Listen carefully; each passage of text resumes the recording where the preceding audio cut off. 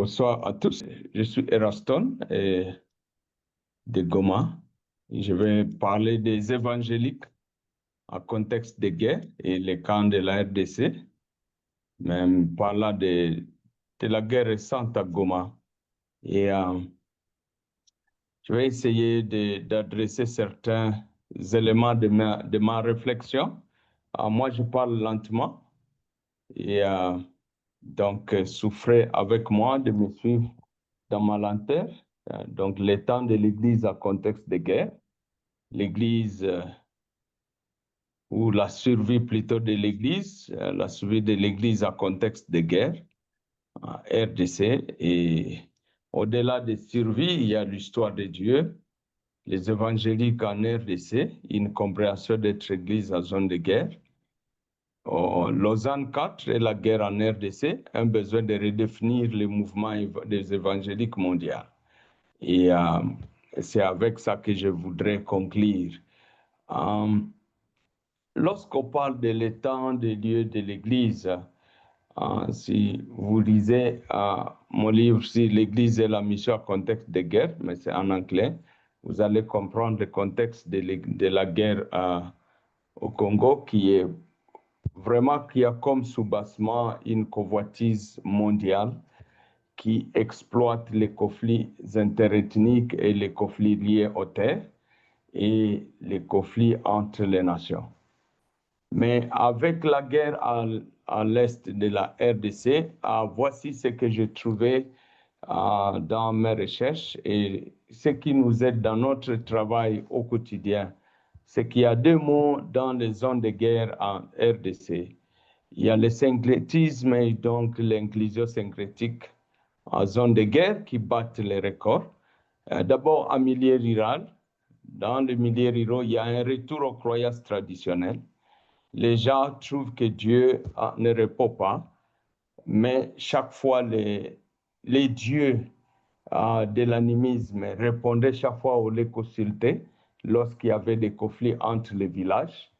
Maintenant, des nations débarquent sur le pays, des diplomaties débarquent. Depuis 30 ans, la mission la plus longue qui a déjà existé dans l'histoire de l'humanité, et à l'est de la RDC, la mission des Nations Unies, qui a été déjà là depuis 1998. Et donc, il y a un retour aux croyances traditionnelles qui battent les records, avec les peuples qui sont des victimes, mais aussi l'utilisation de ces pratiques par les miliciens. Il y a aussi en ville ce qu'on appelle le retour à l'authenticité, le uzalendo, qui est un terme swahili qui dit on veut rentrer dans le patriotisme. Il y a à Beni l'Église des Noirs, qui sont des mouvements déjà qui sont plus syncrétiques, mais il y a aussi des mouvements qui mélangent les mouvements rastafarian avec la magie qu'on appelle le mouvement de Ouran.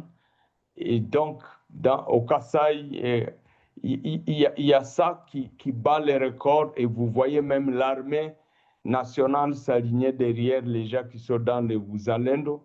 Et donc, au même moment, ça devient politique et ça devient religion.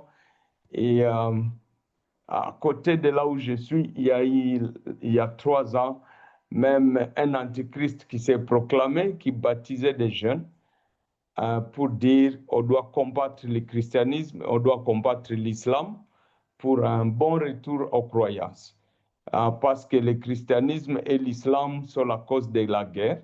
La guerre du christianisme vient de l'Occident et les guerres des islamistes autour de Beni qui sont faites par l'islam.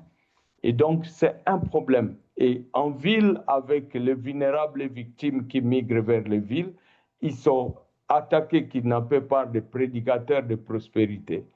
Et il est aussi possible que la plupart des églises soient affectées lorsque vous regardez de près. Même dans les églises évangéliques, vous trouvez un défi de glissement vers le message de bénédiction. Car les pasteurs où les pasteurs et les fidèles sont tous victimes. Et donc, il y a l'Église qui survit dans la survie de l'Église dans ce contexte. C'est pas seulement une chose que j'ai découvert, c'est que la réponse de l'Église à la guerre à l'est du Congo, qui se traduit en termes d'action, et une théologie est taillée par ces actions. Et donc, lorsque il y a l'accomplissement de la tâche missiologique de l'Église pendant la guerre, dépend de la manière dont les leaders chrétiens contextualisent la transmission du message. Donc la transmission et la translatabilité du message et la formation des disciples sont organisées stratégiquement au quotidien, mais cela dépend de cette action et de la théologie qui découle des actions. Et donc, partout, on trouve qu'il y a des façons de réagir, mais la façon est soit aller vers le syncrétisme, soit aller vers la théologie, le message de la bénédiction, ou soit rester ensemble et on trouve des mécanismes, 5 mécanismes de survie. Et, mais au-delà de la survie, je suis en train de trouver et je suis en écriture d'un livre que j'appelle l'histoire de Dieu dans les zones de guerre. Il y a l'histoire de Dieu. Plutôt que d'accepter que l'histoire de la guerre et des violences, les responsables des chrétiens trouvent ça comme un récit, au lieu de prendre ça comme un récit de survie. Moi, je suis en train de plaider avec mes recherches et le travail au quotidien que j'ai fait, que ce soit au niveau de l'éducation théologique et missiologique, que ce soit au sujet des actions de réponse chrétienne. Je plaide en faveur d'une démonstration, la démonstration des dieux, de la mission de Dieu à travers le pasteur et sa vie, le pasteur de l'Église qui accomplit la mission au quotidien.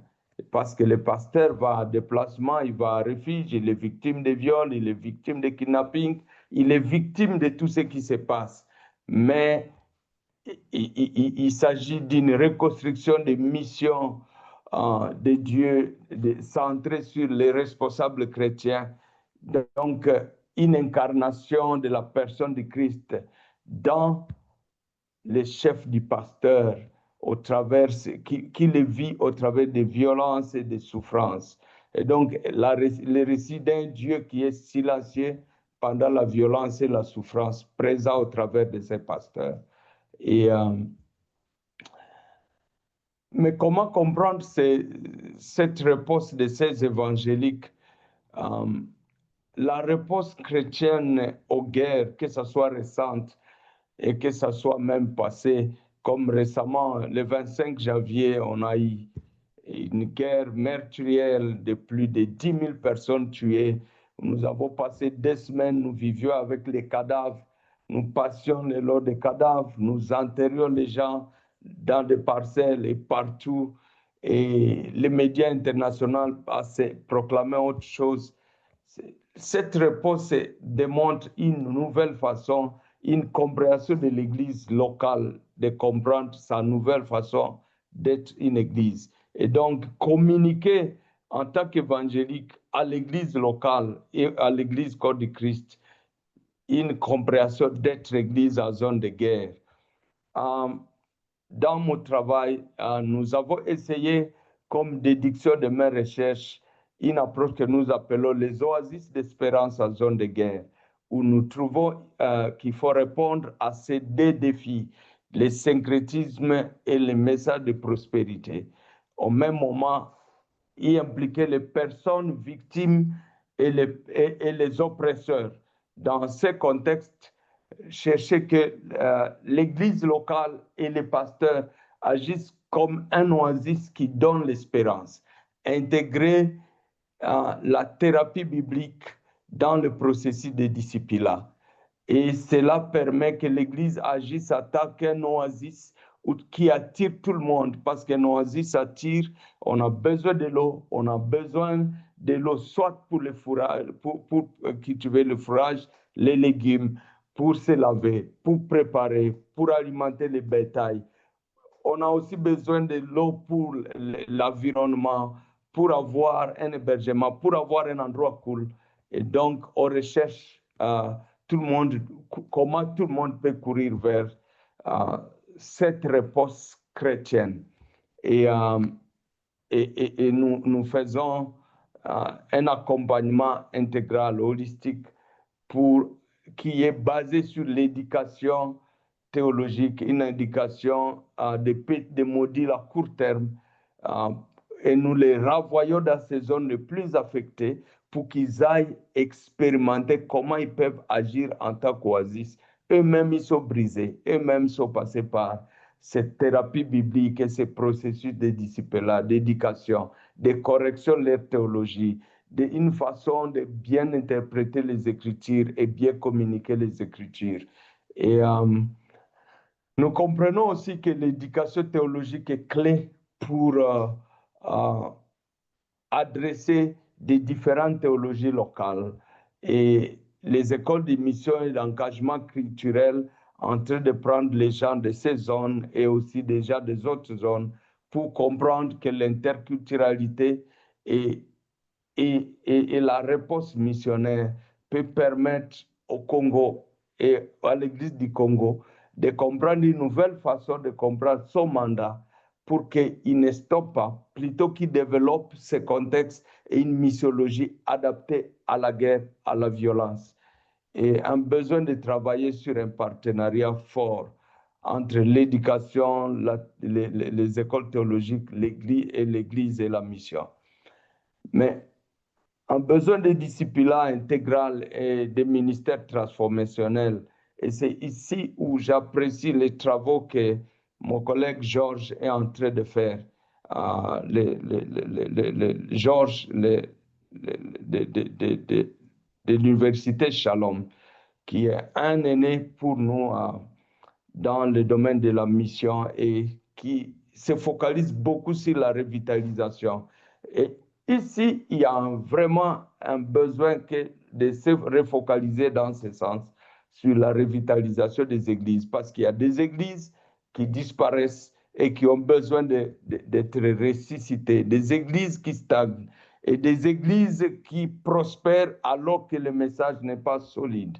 Besoin aussi de regard d'une mission transculturelle.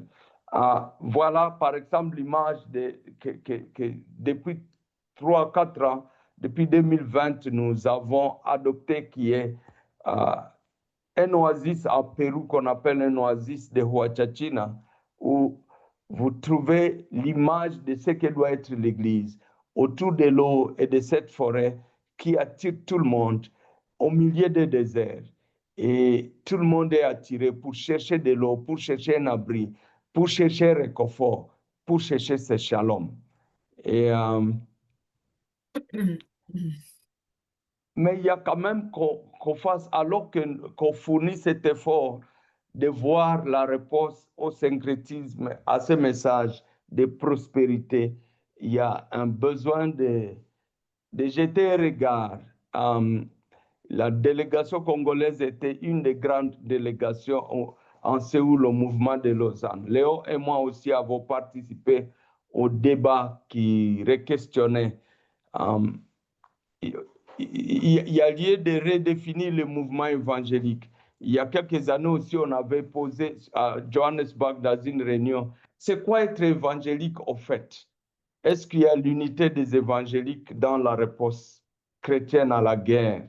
Parce que, à mon avis, comme témoin oculaire de la conférence de Séoul, qui est pour moi, était pour moi aussi un grand choc. Séoul était un terrain de combat entre les évangéliques occidentaux et latino-américains, mais aussi les francophones africains qui étaient là ont trouvé une sorte de marginalisation des idées, où on trouve que les évangéliques viennent dans les réunions et les débats avec des idées préconçues, des idées qui ne sont pas capables d'être mises à compte avec les réalités qui viennent des terrains. Alors que la missiologie que le prof Hannes, qui est avec nous ici, nous a introduit à ça. Il faut faire des chocs entre les réalités à la base et les réalités qui ont existé pour avoir une missiologie entre texte et contexte. Et on a même, je suis personnellement en train de réanalyser que même à Manila et Cape Town, l'histoire a fait montre des cassures. Mais je me rends compte que nous, les évangéliques, nous avons gardé silence. Je dois aussi quand même célébrer mon frère Léo qui a écrit un article là-dessus. Un article, je peux interpeller tout le monde à le relire. Un article, je n'ai pas vraiment commenté parce que j'ai continué à digérer, réfléchir.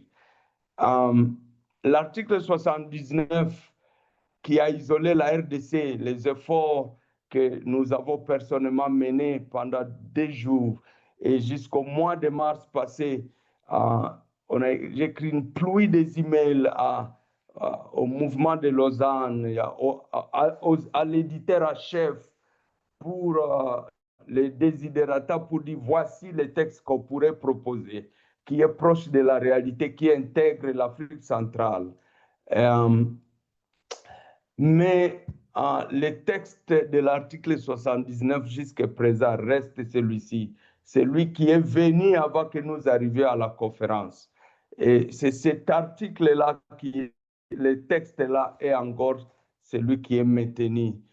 Mais alors que les évangéliques avaient écrit que nous nous repentons de notre échec à condamner et à limiter la violence, ainsi que l'appui que nous lui avons apporté par notre silence. Je me pose la question, ce silence de nous les évangéliques, mais à cause aussi de notre unité en termes de recherche, à terme aussi des débats, à terme des débats autour de la guerre, parce que on a besoin de... Il y a 30 ans que le Congo, il y a des guerres récentes. Même hier, l'année passée, moi personnellement, ma petite sœur a enterré mes 4 cousins. Dans notre culture, une femme ne peut pas mettre à terre des personnes qui ont été décapitées. Nous enterrons les gens régulièrement.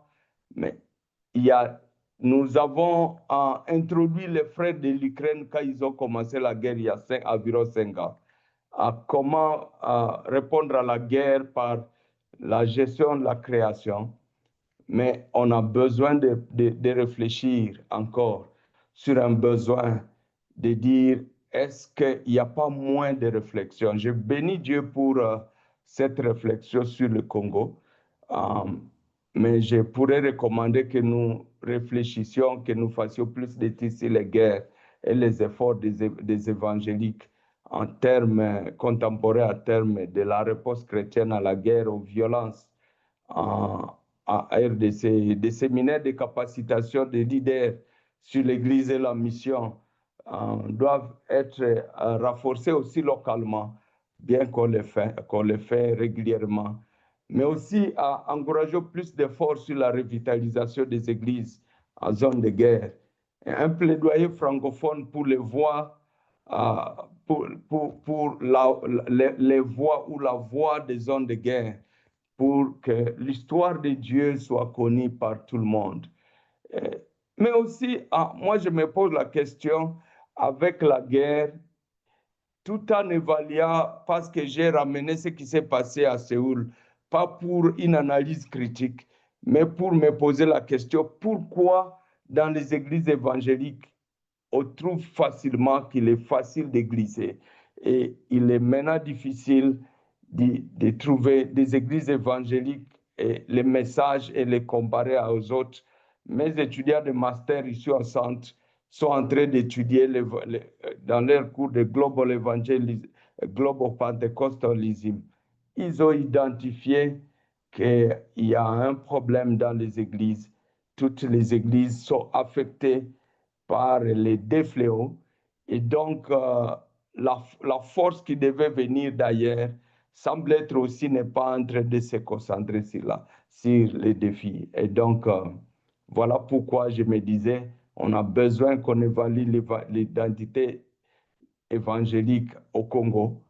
Et qu'est-ce qu'on appelle évangélique? Est-ce que c'est pas porter seulement le nom et dire qu'on prêche l'évangile, mais on doit encore questionner le message, tout en étant conscient qu'il y a quelque chose qui s'est fait. Merci. Voilà un peu ce que j'ai prévu aujourd'hui pour vous.